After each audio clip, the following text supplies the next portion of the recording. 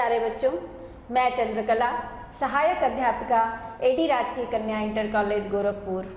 बच्चों, सामाजिक विज्ञान के इस कक्षा में आपका स्वागत है। बच्चों, ये कक्षा 10 की सामाजिक विज्ञान की कक्षा है।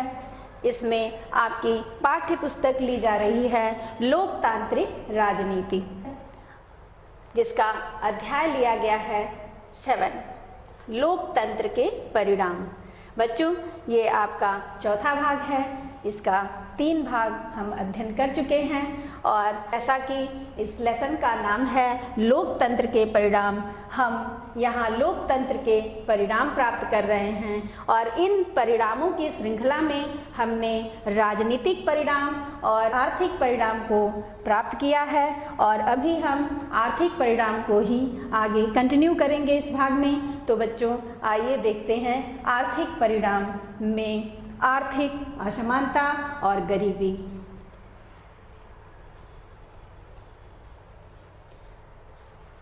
बच्चों, पिछले भाग में हमने देखा था कि आर्थिक समृद्धि और विकास कैसे प्राप्त होता है और आर्थिक समृद्धि और विकास में क्या अंतर होता है। तो बच्चों, आर्थिक समृद्धि आर्थिक विकास का एक भाग होती है। इस प्रकार लोकतंत्र की आर्थिक उपलब्धियां कैसे प्राप्त हो रही हैं, तो आइए हम इसको और आगे कंटिन्यू करते हैं कि लोकतंत्र की आर्थिक उपलब्धियों में और कौन कौन से तथ्य सामने आते हैं।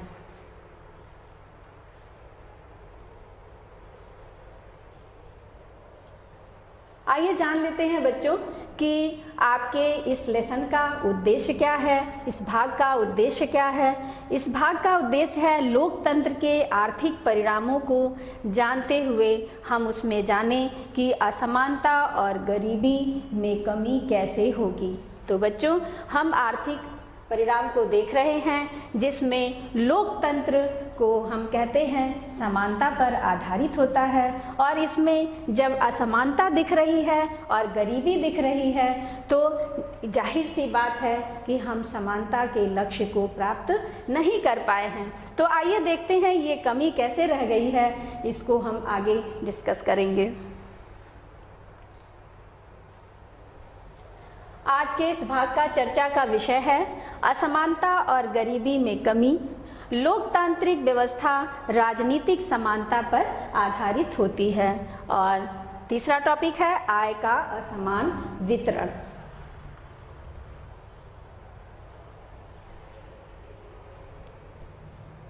हमारा पहला टॉपिक है आर्थिक असमानता। आइए बच्चों देखते हैं कि आर्थिक असमानता क्या होती है। वैसे बच्चों, असमानता तो कई क्षेत्रों में होती है, राजनीतिक क्षेत्र में, सामाजिक क्षेत्र में, सांस्कृतिक क्षेत्र में, अनेक क्षेत्रों में असमानता होती है, अनेक बातों में असमानता होती है। इसमें हम सिर्फ आर्थिक असमानता को देखेंगे। आर्थिक असमानता का मतलब होता है धन से संबंधित असमानता। आर्थिक असमानता किसी व्यक्तियों के समूह, आबादी के समूहों या देशों के बीच स्थित आर्थिक अंतर को कहते हैं। तो यहाँ किसी व्यक्तियों का अगर समूह ले लिया जाए तो उनमें आर्थिक अंतर क्या है, धन से संबंधित उनका स्टेटस क्या है, स्थिति क्या है, उसको देखेंगे। एक आबादी को अगर हम उठा लेते हैं तो आबादी के जो समूह होते हैं, विभिन्न प्रकार की जो आबादियों का समूह होता है, उसके आर्थिक अंतर को देखेंगे।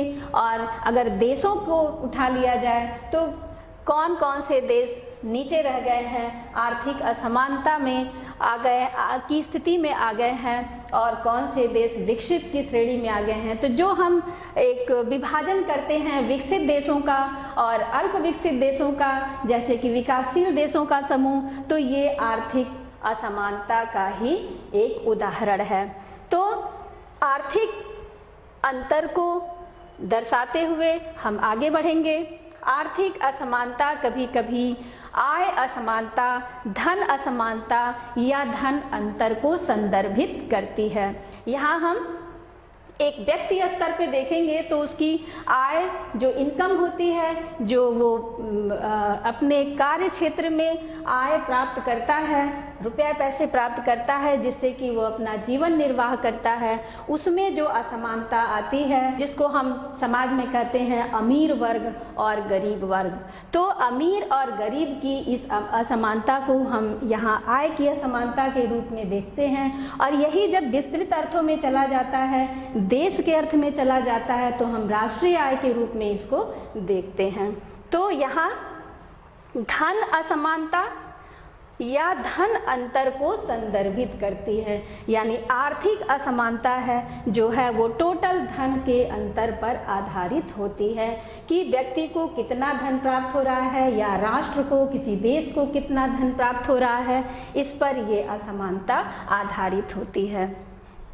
अर्थशास्त्री आमतौर पर आर्थिक असमानता के अध्ययन हेतु 3 मापी प्रणाली का ध्यान केंद्रित करते हैं। पहला है धन, दूसरा है आय और तीसरा है खपत। ये उसके मापन का आधार है कि असमानता कैसे कैसी होती है। तो इस मापन पर वो देखते हैं कि किस प्रकार की असमानता आ रही है। नीचे आएंगे, आर्थिक असमानता का मुद्दा समानता के विचारों, परिणामों की समानता और अवसर की समानता के लिए प्रासंगिक है। तो ये जो मुद्दा है असमानता का, ये जो समानता का विचार है लोकतंत्र में, और जो परिणामों की जो समानता प्राप्त होती है और जो अवसर की समानता सबको प्राप्त होती है, ये सभी के समक्ष आकर के खड़ा हो जाता है। तो ये एक समस्या के रूप में हमारे देश में, या कहा जाए तो लोकतांत्रिक देशों के मध्य उपस्थित हो जाता है। जो लोकतांत्रिक देश समानता के विचारों पर आधारित होते हैं और यहाँ पे आर्थिक असमानता एक समस्या के रूप में उत्पन्न हो जाती है, जो कि उसके लक्ष्यों को, जो उसकी संकल्पना जिस पर आधारित है, उसको ही चुनौती देने के लिए ये समस्या खड़ी हो जाती है। तो आर्थिक असमानता ये एक समस्या है लोकतंत्रीय संकल्पना के लिए। आइए देखते हैं गरीबी। बच्चों यहाँ एक चित्र देखेंगे हम, जिसमें हम देख रहे हैं कि ऐसे भी लोग दुनिया में और हमारे देश में भी मौजूद हैं, ऐसे भी आबादी की उपस्थिति मौजूद है, और कहा जाए तो अधिकांश इस स्थिति में हैं जबकि उनके पास ना रहने के लिए घर है, ना पहनने के लिए कपड़े हैं और ना खाने के लिए भोजन है। तो बच्चों, एक मनुष्य के लिए ये 3 महत्वपूर्ण मूलभूत आवश्यकताएं कही जाती हैं, और जब ये भी ना मिल पाए तो हम क्या कहेंगे, उसको ही हम कहते हैं गरीबी। तो गरीबी माना कि जब हम जो चीज़ हमारे लिए अत्यंत आवश्यक है, हमारे जीवित रहने के लिए अत्यंत आवश्यक है, अगर वो भी हमें प्राप्त ना हो पाए, तब हम वहाँ इस शब्द का प्रयोग करते हैं गरीबी। तो गरीबी उस समस्या को कहते हैं जिसमें व्यक्ति अपने जीवन के मूलभूत आवश्यकताएं जैसे कि रोटी, कपड़ा और मकान को पूरा करने में असमर्थ होता है। आर्थिक दृष्टिकोण से उस व्यक्ति को गरीब या गरीबी रेखा से नीचे माना जाता है। तो ये 3 मूलभूत आवश्यकताएं हैं जो कि पूरी होनी चाहिए। ये जीवन के लिए नितांत आवश्यक है, नहीं तो हमारा जीवन ही अस्तित्व जीवन का खतरे में पड़ जाता है। गरीबी उन वस्तुओं का पर्याप्त आपूर्ति का अभाव है जो व्यक्ति तथा उसके परिवार के स्वास्थ्य और कुशलता को बनाए रखने में आवश्यक है। इस प्रकार केवल भोजन, वस्त्र और आवास के प्रबंध से निर्धनता की समस्या समाप्त नहीं हो जाती, बल्कि व्यक्तियों के लिए ऐसी वस्तुएं भी प्राप्त होना आवश्यक है जिससे स्वास्थ्य और कुशलता का स्तर बनाए रखा जा सकता है। यदि कहा जाए तो बच्चों, अध्ययन के क्रम में अगर देखा जाए तो पहले जो हम अध्ययन में पाते थे कि केवल रोटी, कपड़ा और मकान ही गरीबी को निर्धारित करने के लिए इसको देखा जाता था कि ये 3 तत्व मौजूद हैं या नहीं। तो 3 तत्वों के मापन पर देख लिया जाता था कि रोटी, कपड़ा और मकान नहीं मिल रहा है तो वो गरीब है, और चीज़ों को उसमें उपेक्षित कर दिया जाता था। तो यहाँ पर 2 और चीज़ें आती हैं, वो है स्वास्थ्य और कुशलता का स्तर। तो अभी हम स्वास्थ्य और कुशलता के स्तर को भी उसमें देखते हैं। यदि व्यक्ति स्वस्थ नहीं है और वो कुशलता का स्तर प्राप्त किए हुए नहीं है तो वो व्यक्ति भी गरीबी के रेखा के अंतर्गत माना जाता है। उस व्यक्ति को भी हम गरीब कहते हैं। यदि उसके पास स्वास्थ्य नहीं है, वो काम नहीं कर पाएगा, तो भी उसमें धन का अभाव आएगा और गरीबी को वो भी के स्तर पर पहुंच जाएगा। कुशलता का स्तर भी आवश्यक है, नहीं तो जो गरीबी है वो प्राप्त हो जाती है। तो कुशलता भी मायने रखती है गरीबी को कम करने में। तो यहाँ हम गरीबी के अर्थ को बच्चों समझ रहे थे और ये चित्र भी पर्याप्त हैं ये बताने के लिए कि गरीब किसको कहते हैं, गरीबी किसको कहते हैं, ये इस बात को दर्शाता है। आइए अब देखते हैं कि असमानता और गरीबी में कमी, ये हमारा लक्ष्य है कि असमानता और गरीबी में कमी हो, क्योंकि हम लोकतंत्र में रह रहे हैं और लोकतंत्र का जो आधार है वो समानता है और यहाँ हम अध्ययन कर रहे हैं असमानता पर। आर्थिक समृद्धि की बात तो खैर है ही, लेकिन लोकतांत्रिक व्यवस्था से यह उम्मीद रखना कहीं ज़्यादा तर्कसंगत है कि वे आर्थिक असमानता को कम करेंगे। तो हम आर्थिक समृद्धि की तो बात करते हैं कि हम आर्थिक समृद्धि को प्राप्त कर रहे हैं और करते भी हैं, आगे करेंगे भी, लेकिन यहाँ महत्वपूर्ण ये है कि हम लोकतंत्री व्यवस्था से ये उम्मीद करें कि आर्थिक असमानता को वो कम करे, क्योंकि यदि वो आर्थिक असमानता को कम नहीं करेगी तो अपने आधार को ही खो देगी, क्योंकि ये समानता पर आधारित होती है। प्रश्न यहाँ ये उपस्थित हो रहा है कि जब देश में आर्थिक विकास तेज हो तब भी क्या आमदनी का वितरण इस तरह हो पाता है कि सभी को उसका बराबर बराबर लाभ मिले और सभी लोग बेहतर जीवन गुजार सकें। तो यहाँ ये एक बहुत बड़ी समस्या है कि हम आर्थिक विकास तो कर रहे हैं, फिर लोग गरीब क्यों हैं, बेहतर जीवन प्राप्त क्यों नहीं कर पा रहे हैं, जबकि हमारा आर्थिक विकास तेज हो रहा है। तो जब आर्थिक विकास तेज हो तब भी ये स्थिति बनी हुई है, तो ऐसा क्यों है, ये प्रश्न यहाँ पर हो रहा है। क्या और दूसरा प्रश्न और उपस्थित हो रहा है, क्या लोकतांत्रिक व्यवस्था में आर्थिक समृद्धि और लोगों के बीच आर्थिक असमानता का बढ़ना साथ साथ होता है कि जब हम आर्थिक समृद्धि प्राप्त कर रहे हैं फिर भी हमारी आर्थिक असमानताएं बढ़ रही हैं, तो ये दोनों साथ साथ कैसे हो रहा है, ये एक समस्या उपस्थित हो रही है लोकतंत्र के सामने। क्या लोकतंत्र आने से अवसरों और वस्तुओं का न्यायपूर्ण वितरण हो पाता है? तो यहाँ पर यदि वास्तविक स्थिति देखी जाए, परिणाम के स्वरूप में देखा जाए तो ऐसा नहीं हो पाता है कि लोकतंत्र आने मात्र से ही अवसर और वस्तुओं का न्यायपूर्ण वितरण हो जाता है, क्योंकि लोकतांत्रिक व्यवस्थाओं में ऐसा पाया गया है कि फिर भी अभी भी लोगों के सामने समान अवसर उपस्थित नहीं हैं और वस्तुओं का न्यायपूर्ण वितरण भी नहीं हुआ है। तो ये समस्या, ये प्रश्न इस तरह ज्वलंत बने हुए हैं लोकतंत्र के परिणामों के अर्थ में।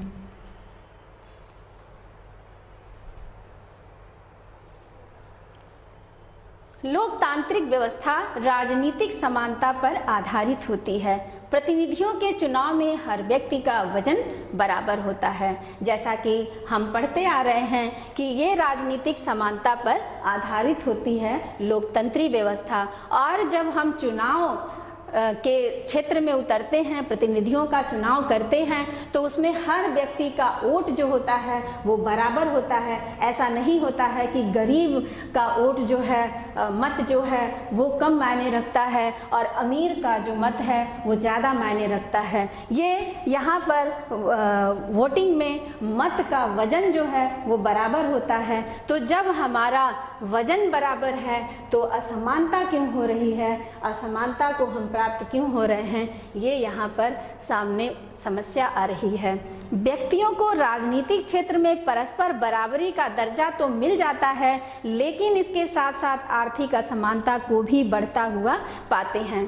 तो लोकतंत्र में ये देखा गया है कि कानून के द्वारा, संविधान के द्वारा, व्यवस्था के द्वारा तो हमको समानता दी गई है, हम समान हो गए हैं, लेकिन आर्थिक रूप से अगर हम देखें तो हम असमान हैं। गरीब और गरीब होता जा रहा है, अमीर और अमीर होता जा रहा है। तो ये असमानता क्यों बढ़ रही है? गरीब गरीब होता जा रहा है, अमीर अमीर होता जा रहा है। तो ये आर्थिक असमानता क्यों बढ़ रही है?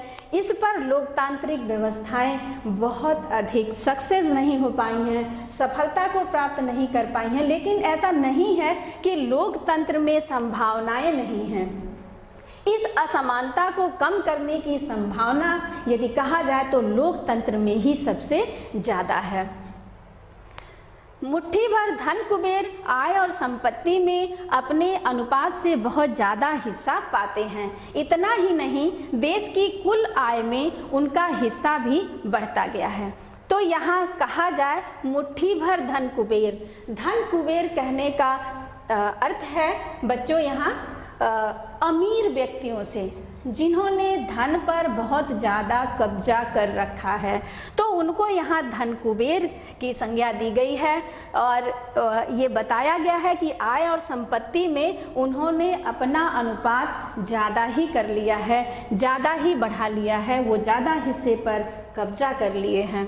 इतना ही नहीं, देश की कुल आय में उनका हिस्सा भी बढ़ता ही गया है लगातार। ऐसा नहीं है कि ये एक बार की बात है, ये बार बार हुआ है। और कहा जाए तो जब से लोकतंत्री व्यवस्था अपनाई गई है, तब से अगर आज तक की स्थिति को देखा जाए तो अमीर और अमीर होता जा रहा है, गरीब और गरीब होता जा रहा है। लेकिन लोकतंत्री व्यवस्था अपनाने से ये संभावनाएं भी आगे आई हैं कि बहुत से ऐसे गरीब लोग, बहुत से ऐसे मिडिल क्लास के लोग भी अवसर की समानता के कारण अमीर वर्ग में स्थित हो गए हैं। ऐसे बहुत सारे उदाहरण मौजूद हैं हमारे देश में या अन्य देशों में। लोकतंत्री व्यवस्था में ऐसी संभावनाएं भी दिखती हैं और उदाहरण भी मिलते हैं कि अमीर वर्ग में भी संभव है परिवर्तन, कि गरीब वर्ग अमीर वर्ग में जा सकता है। लेकिन अधिकांश रूप में यदि देखा जाए तो ऐसा नहीं हो पा रहा है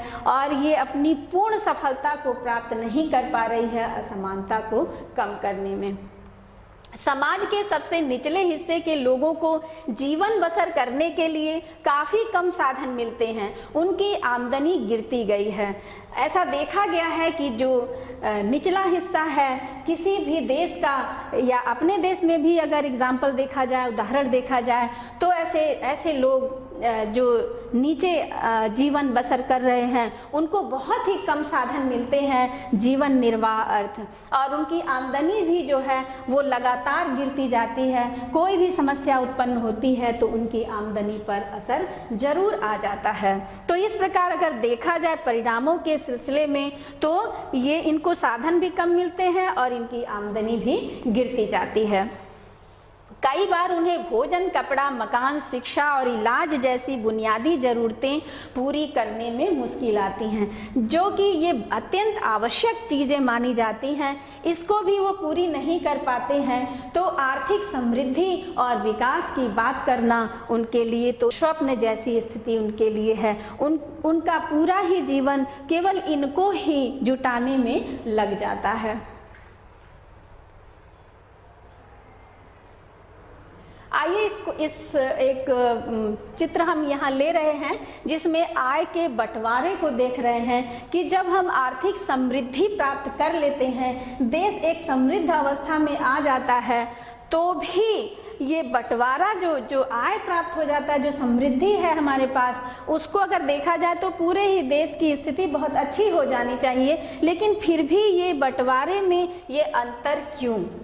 यहाँ पर धनिकों के पास सबसे ज़्यादा धन दिखाया गया है और गरीब के पास बहुत गरीब। तो ये चित्र दर्शाता है, ये धनिक वर्ग को दर्शाता है, काफ़ी संपन्न दिखाई दे रहे हैं, चाहे ये स्वास्थ्य के दृष्टि से कहा जाए, शारीरिक रूप से, या इनका पहनावा ओढ़ावा जो दिखाते हैं, जो रहन सहन का स्तर यहाँ दिखाया गया है, यहाँ धनिक वर्ग को दिखाया गया है। और बीच में दिखाया गया है मध्य वर्ग को, जो कि पर्याप्त तो नहीं कहा जा सकता है, लेकिन फिर भी कुछ ठीक स्थिति में ये दिखाई देता है। और नीचे दिखाया गया है गरीब वर्ग को, जो कि ऐसे जैसे दिख रहा है चित्र में कि कुपोषण का शिकार हो और पहनने के लिए कपड़े भी नहीं दिखाए गए हैं। तो ये चित्र दर्शाता है उस धनी, गरीब और मध्य वर्ग को दर्शाता है।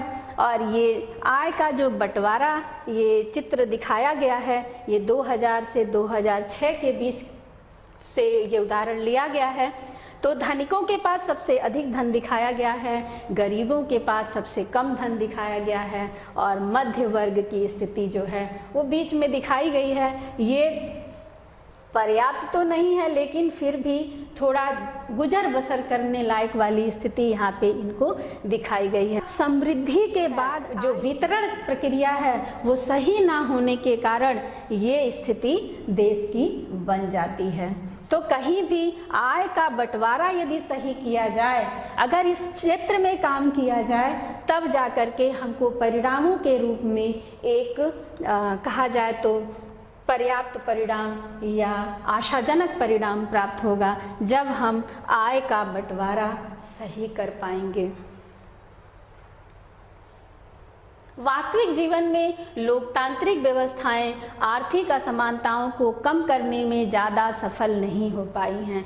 अगर रिकॉर्ड देख लिया जाए, वास्तविकता में अगर इसका अध्ययन किया जाए, तो कोई भी लोकतांत्रिक व्यवस्था है तो उसमें जो सबसे बड़ी उपलब्धि के रूप में देखा जाए तो उस उपलब्धि में कमी आई है वो है आर्थिक असमानता को कम करने में।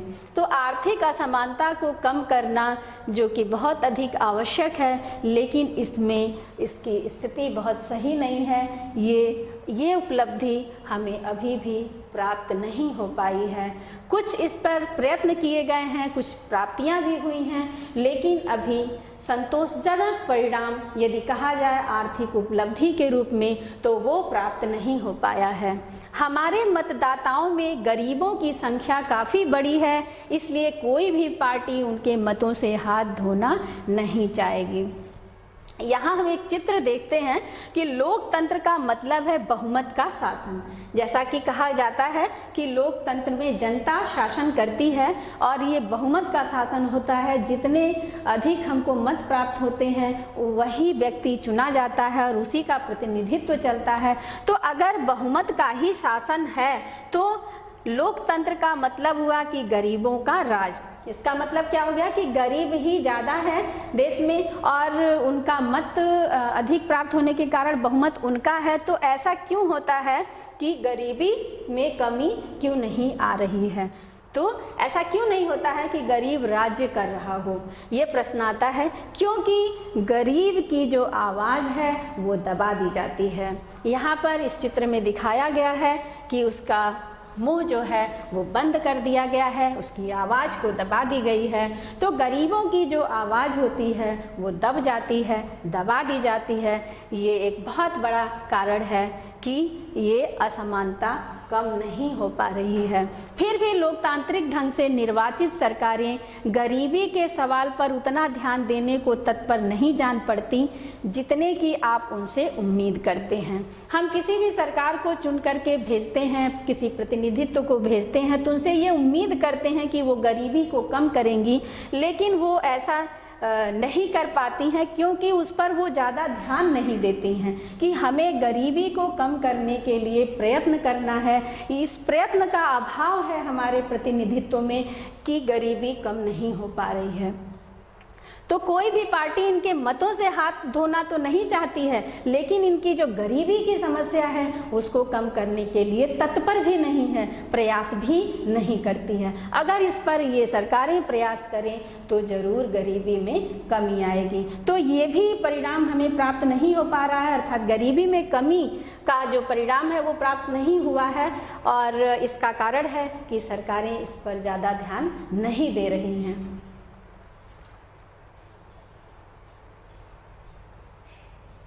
कुछ अन्य देशों में हालात इससे भी ज़्यादा खराब हैं। बांग्लादेश में आधी से ज़्यादा आबादी गरीबी में जीवन गुजारती है।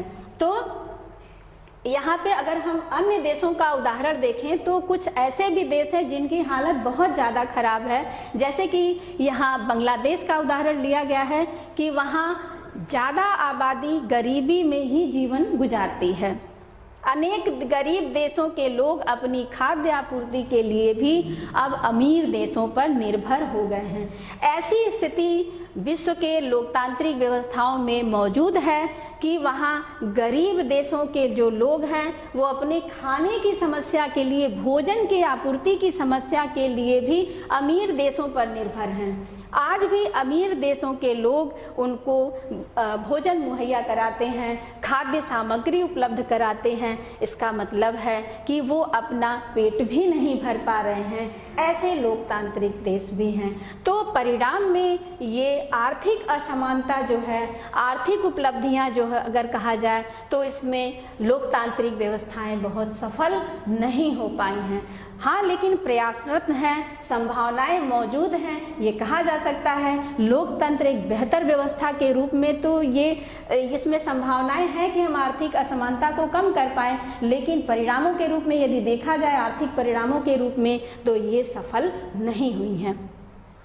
यहाँ एक चित्र लिया गया है विश्व का धन चंद लोगों के हाथों में, यानी विश्व का जो धन है वो चंद लोगों के हाथों में। यहाँ पर पूरे विश्व की धन की स्थिति दिखाई गई है। ये मैप दिखाया गया है, पूरे विश्व का मानचित्र है जिसमें धन के एक टुकड़े को एक खास व्यक्ति के हाथ में दिखाया गया है और पूरी ही जो धन की स्थिति है उसमें सिर्फ मात्र 2% का जो हिस्सा है वो इस व्यक्ति के पास दिखाया गया है। तो यहाँ ये दिखाया गया है कि पूरे विश्व का जो धन है उसका 50% जो हिस्सा है वो कुछ लोगों के हाथों में चला गया है और 2% में पूरे विश्व की आबादी गुजर बसर करती है। तो इस प्रकार देखा जाए तो गरीबों की संख्या पूरे विश्व में बहुत अधिक है और अमीर लोगों की संख्या बहुत कम है।